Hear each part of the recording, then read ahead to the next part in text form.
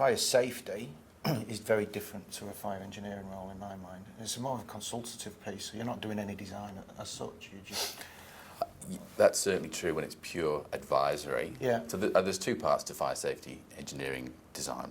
The first bit is a very technical engineering knowledge side of things. So I guess our technical expertise lies in how fires interact with buildings, and how the smoke from those fires moves around a building, and also how humans behave in a fire, which is surprisingly interesting and actually quite predictable. right.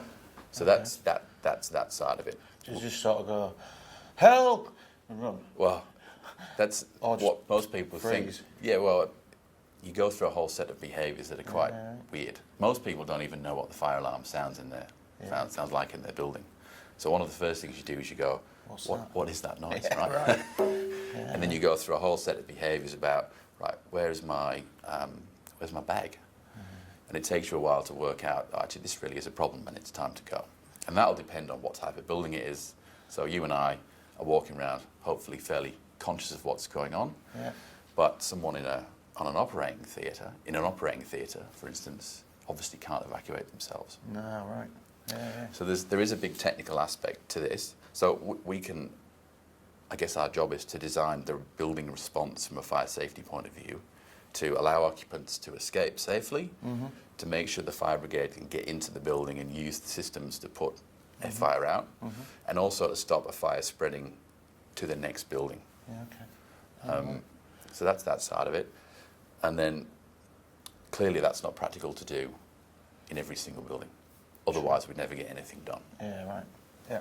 So would you like to explain how that problem is solved? How? Go for it. Well, the building code has two mechanisms for compliance, essentially. Right.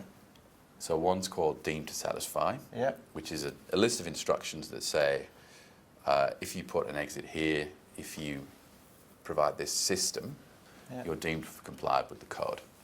Makes sense. And it's a very good benchmark. It has a long history of development, so it's a very practical solution. And that's the advantage of it. Anyone can use it. It's very simple to use, and also understanding whether you comply or not is really easy because you either did something or you didn't. Yep. But there's many instances where that approach doesn't fit a modern day building. Yeah. Right. Now it might be for architectural reasons or all sorts of things. So that's where we'll come in and say, right, here is the alternative solution to the compliant one.